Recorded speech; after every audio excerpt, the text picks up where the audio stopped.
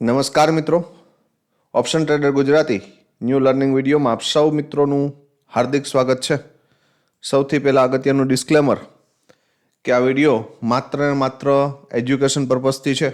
આ વિડીયોની અંદર કોઈ પણ જાતની કોલ ટિપ્સ આપવામાં આવતી નથી અને છતાં પણ જો તમારે ઓપ્શન ટ્રેડિંગ રિયલ મનીથી કરવું હોય તો તમારા ફાઇનાન્શિયલ એડવાઇઝરની સલાહ લઈને પછી જ કરવું.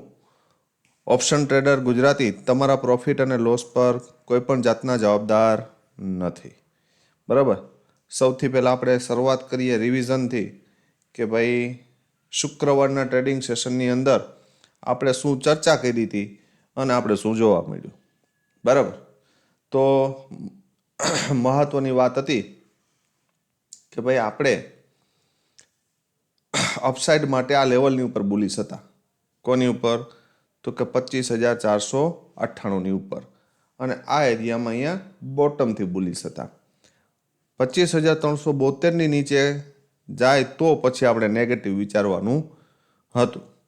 તો મોર્નિંગમાં એક સરસ મજાનો આપણા લેવલ ઉપર સપોર્ટ લીધો અને અહીંયાથી માર્કેટ બાઉન્સ બેક કરી ગયું.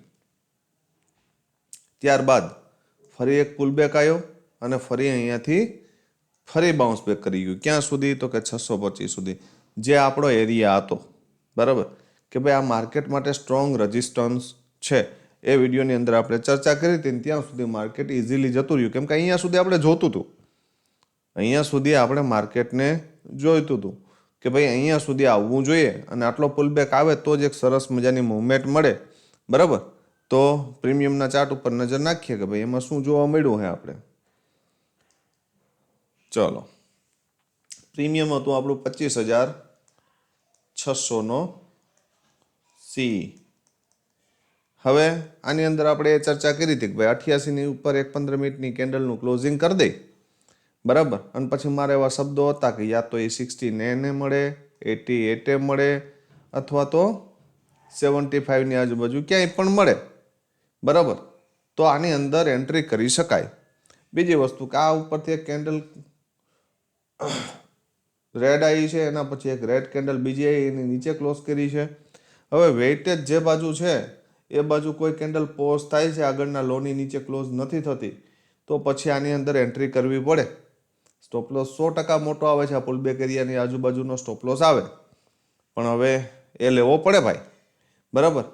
કેમ કે માર્કેટ જો અહીંયા પોઝ થાય છે તો એનો મતલબ એ અહીંથી બાઉન્સ બેક કરી શકે.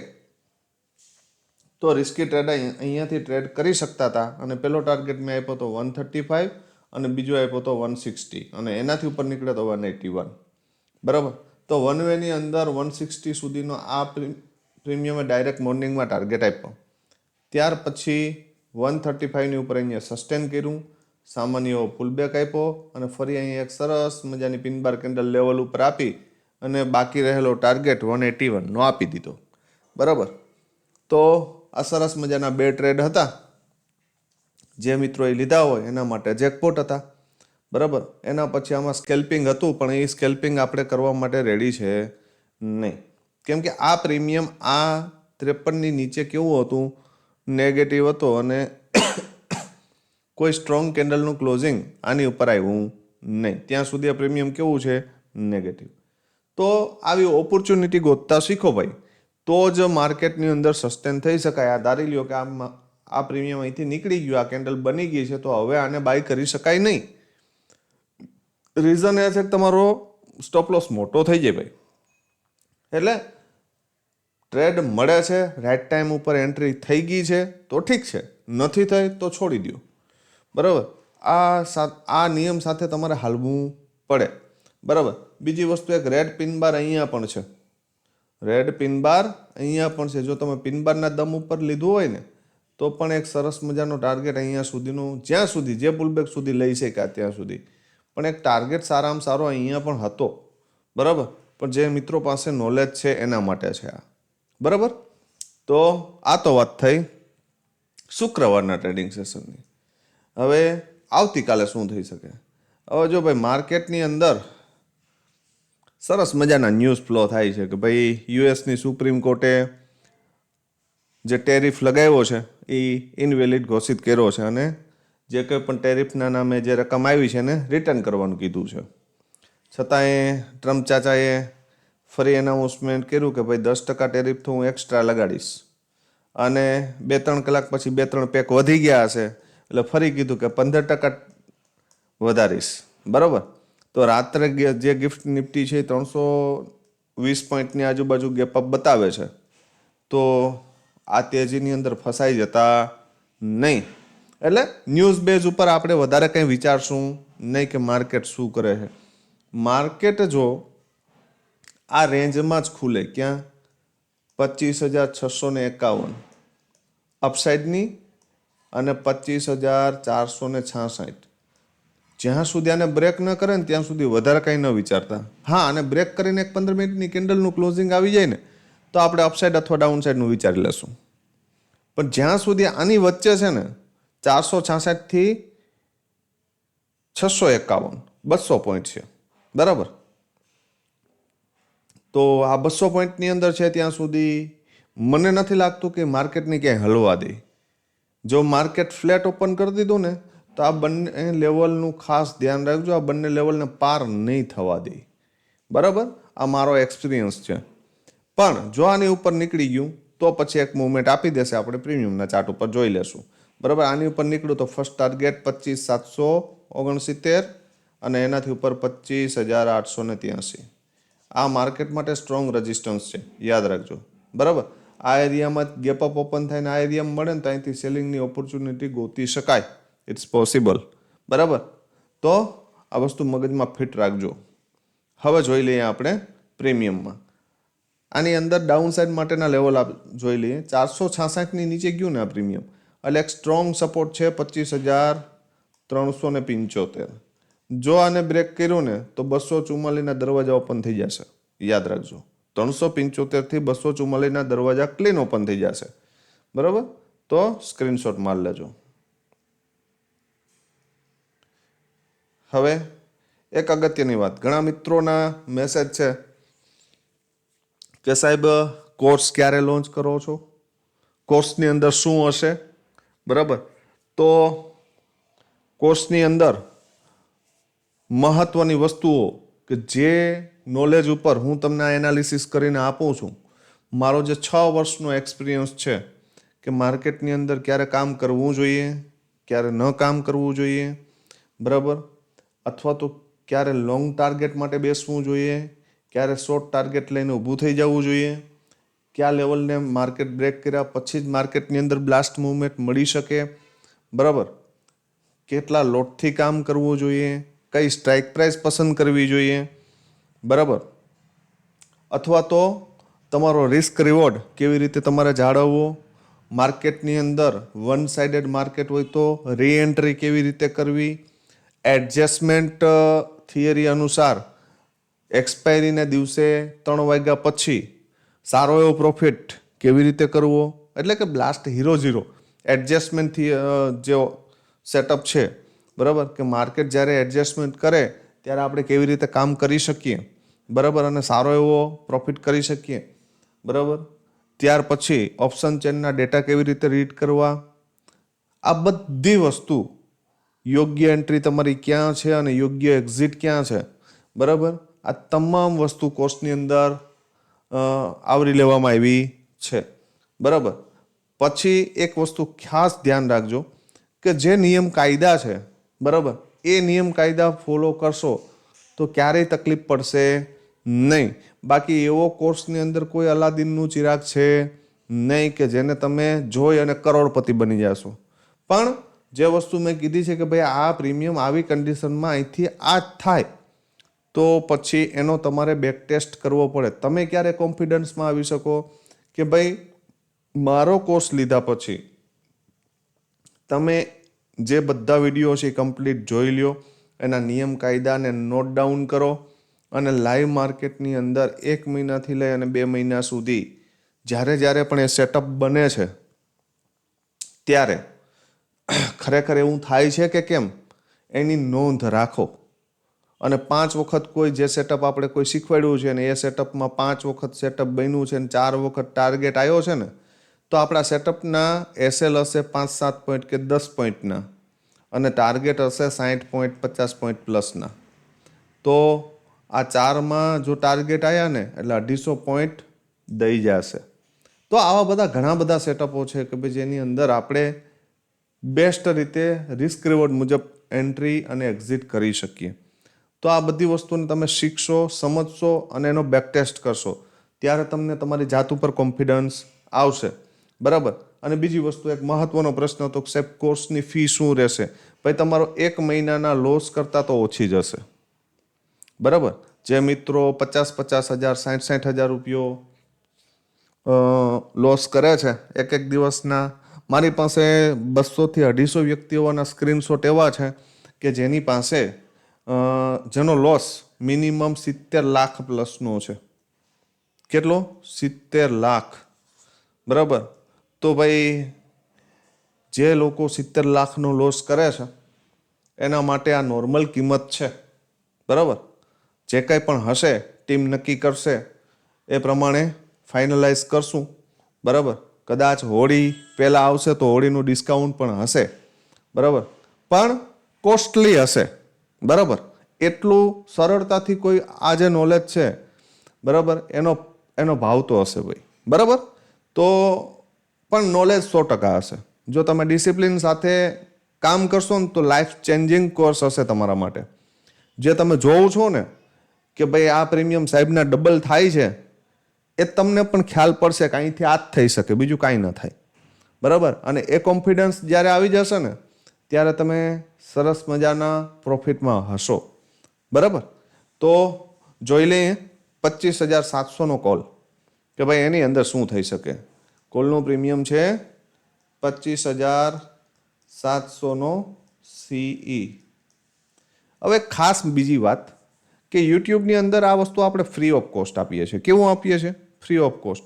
પણ એક વસ્તુ મેં માર્ક કરી છે કે માર્કેટની અંદર ક્યારેય ફ્રી ઓફ કોસ્ટની કોઈ વેલ્યુએશન હોતી નથી. કેમ કે જો આટલું સરસ મજાનું નોલેજ કે ડેઇલી ડબલ થાય છે, ડેઇલી કોઈ પણ પ્રીમિયમ જે આપણું બ્લાસ્ટ થાય છે એ ડબલ થાય છે, છતાં પણ આપણી વિઝિટ કેટલી આવે છે? 600, 700, 800, 900. બરાબર. તો એક વસ્તુ ક્લીન છે કે માર્કેટની અંદર જ્યારે પણ તમે કોઈ પણ તમારું નોલેજ છે એ મફતમાં આપો છો ને તેની કોઈ વેલ્યુએશન કરતું નથી. તો થોડું ઘણું કોસ્ટલી હશે પણ સારું હશે. 25,700ના કોલમાં શું થઈ શકે? જો ભાઈ ક્લીન વસ્તુ છે. આ પ્રીમિયમ જ્યાં સુધી 73ની નીચે છે ને ત્યાં સુધી આની જગ્યા 37 છે. બરાબર. આટલું ક્લીન. 73ની ઉપર એક 15 મિનિટની કેન્ડલનું ક્લોઝિંગ આવે અને ફરી તમને આ ક્લોઝિંગની આજુબાજુ સપોર્ટ લેતું દેખાય. આ ફર્સ્ટ સેટઅપ કહું છું 62. તો તમારો પહેલો ટાર્ગેટ 107 છે. બરાબર. કેટલો? માત્ર ને માત્ર 107. આની ઉપર એક 15 મિનિટની કેન્ડલનું ક્લોઝિંગ આવી જાય. બરાબર. અને ફરી તમને પાછું આ રીતે આમ ડીપ મળે, અહીંયા ક્યાંય સપોર્ટ લેતું દેખાય તો બીજો ટાર્ગેટ આ છે 127 અને 157. બરાબર. અને આની ઉપર નીકળ્યું તો 212 સુધી બ્લાસ્ટ થઈ જશે. બરાબર. આ બે કન્ડિશન. ક્યાંથી? તો કે ભાઈ અહીંયાથી આની ઉપર 73ની ઉપર જાય, તમે એક ટ્રેડ અહીંયા સુધી લઈ લીધો, બહાર નીકળી ગયા, ફરી ડીપ આવ્યું, આની ઉપર ક્લોઝ આવ્યા પછી અને અહીંયાથી તમે એન્ટ્રી કરી 127, 157, 212ના ટાર્ગેટ માટે જઈ શકાય. અહીંયા સુધી જાઓ તો પણ વેલ એન્ડ ગુડ. બીજું સેટઅપ, મોર્નિંગમાં તમને આ 37નું લેવલ બ્રેક કરે, બ્રેક કરીને ફરી ઉપર નીકળે અને ફરી એનું રિટેસ્ટ આવે તો એન્ટ્રી અહીંથી કરી શકાય. પહેલો ટાર્ગેટ 73.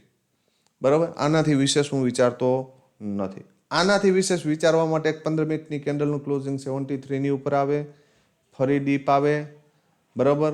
અને અહીંયા સપોર્ટ લેતું દેખાય તો 107ના ટાર્ગેટ માટે જઈ શકાય. 37ની નીચે જતું રહે, ઉપર ના આવે ડાયરેક્ટની તો હપ્તે પણ ભૂલી જવાનું. બેસ્ટ સેટઅપ છે, ત્રીજું નથી. બરાબર. 25,500નો પી શું થઈ શકે આમાં? તો કે ભાઈ થવા માટે આ પ્રીમિયમની અંદર શું થઈ શકે? તો કે ભાઈ જો આ પ્રીમિયમ જ્યાં સુધી 67ની ઉપર છે ને ત્યાં સુધી પોઝિટિવ છે. જો મોર્નિંગમાં 67ને બ્રેક કરી દે તો પછી આની જગ્યા છે 27 અને અહીંયા સપોર્ટ લે તો ફરી આ 27ને આમ તોડે અને ફરી અહીંથી આમ ઉપર નીકળે અથવા તો અહીંયા કોઈ એક પોઝિટિવ કેન્ડલ બનાવે, બરાબર, તો આપણે વિચારશું, નહીતર નહીં. પણ જો આ પ્રીમિયમ 108ની ઉપર એક 15 મિનિટની કેન્ડલનું ક્લોઝિંગ કરી જાય અને ફરી તમને અહીંયા 85ની આજુબાજુ સપોર્ટ લેતું દેખાય તો એન્ટ્રી અહીંથી કરી શકાય. અને 108 બ્રેક કરે તો 139 193 સુધી જઈ શકે. આનાથી ઉપર જાય તો 234 સુધી પણ આવી શકે, બરાબર. આ ફર્સ્ટ સેટઅપ. સેકન્ડ પોસિબિલિટી કે મોર્નિંગમાં જો આ સીધે સીધું અહીંયા જતું રહેશે ને તો આ અહીંયા આવતું રહેશે, બરાબર. તો એક પોસિબલ એ છે કે અહીંયાથી સપોર્ટ લઈ લીધો ને તો અહીંયાથી ફરી પાછું આ અહીંયા સુધી આવશે, બરાબર. અને જો આ અહીંયાથી આમ ક્લોઝિંગ અહીં નીચે આપીને ફરી ઉપર આવશે ને તો માત્ર ને માત્ર આ ક્લોઝિંગ અથવા તો આ લેવલ સુધી જ આવી શકે. ધ્યાનથી સાંભળજો જે વસ્તુ કહું છું. ધારી લ્યો કે આ પ્રીમિયમ અહીંથી આમ ઉપર જઈને અહીંયા ક્લોઝિંગ કરી દીધું અહીંયા, તો આને આપણે ડીપ જોઈએ છે. તો આ પ્રીમિયમ અહીંયાથી આમ ડીપ તો આવી જશે પણ અહીંયાથી ફરી પાછું ક્યાં સુધી આવશે, યા તો 67 યા તો આ ક્લોઝિંગ. ત્યારે આ પ્રીમિયમ અહીંયાથી ફરી બાય બની જશે. પણ આવું થાય તો બરાબર, તો પછી અહીંયા 27ની નીચે ક્લોઝ કર્યા પછી ઉપર નીકળે ને તો વધારે વિચારતા નહીં. કન્ડિશન એટલી ધ્યાન રાખજો આ સેટઅપ બને તો કે જો આ અહીંથી 107ની ઉપર ક્લોઝ નથી ને તો આના નેક્સ્ટ ટાર્ગેટ આવવાની પોસિબિલિટી છે. પણ 107ની ઉપર આ ક્લોઝ હશે તો પછી આના નેક્સ્ટ ટાર્ગેટ આવશે નહીં. આ મગજમાં ક્લિયર કરી લેજો, બરાબર. એટલે બેસ્ટ ઓપોર્ચ્યુનિટી ક્યાં છે, યા તો 27થી બાય કરો, 67 નીકળી જાઓ પૂરું, અથવા તો આની ઉપર એક 15 મિનિટ ક્લોઝ કરી જાય ફરી રીટેસ્ટ ઉપર એન્ટ્રી કરો, 139 અને 193ના ટાર્ગેટ સાથે બેસી શકાય. બસ આ બે સેટઅપ બંને બાજુ છે. આ મળે તો કરવાનું, ન મળે તો નહીં કરવાનું, બરાબર. કેમ કે આનાથી વધારે મગજ મારવાનો નહીં. માર્કેટની અંદર મગજનો ઉપયોગ ક્યાંય કરવાનો છે નહીં. સેટઅપ મળે છે તો કરવાનું, નથી મળે તો નથી કરવાનું. વધારે ગેપઅપ કે ગેપ ડાઉન થશે અને આ પ્રીમિયમ મને અનસ્ટેબલ દેખાશે તો હું ટેલિગ્રામની અંદર ચાર્ટ શેર કરી દઈશ, બરાબર. તો જે મિત્રો ટેલિગ્રામની અંદર જોડાયેલા નથી એ મિત્રો બાયોની અંદર પણ ટેલિગ્રામની લિંક આપેલી છે અને ડિસ્ક્રિપ્શનમાં પણ આપી દઈશ, તો ટેલિગ્રામમાં જોડાઈ જજો, બરાબર. અને વિડીયોને આજે વધુમાં વધુ મિત્રો સુધી શેર કરી દેજો કે જેથી કરીને આપણા ગુજરાતી ભાઈઓ ઓવર ટ્રેડિંગથી બચી શકે અને એક સરસ મજાનો પ્રોફિટ કરી શકે, બરાબર. તો શુક્રવારના ટ્રેડિંગ સેશનમાં આપ સૌ મિત્રોએ શું કર્યું છે એ મને ખાસ કોમેન્ટમાં જણાવજો.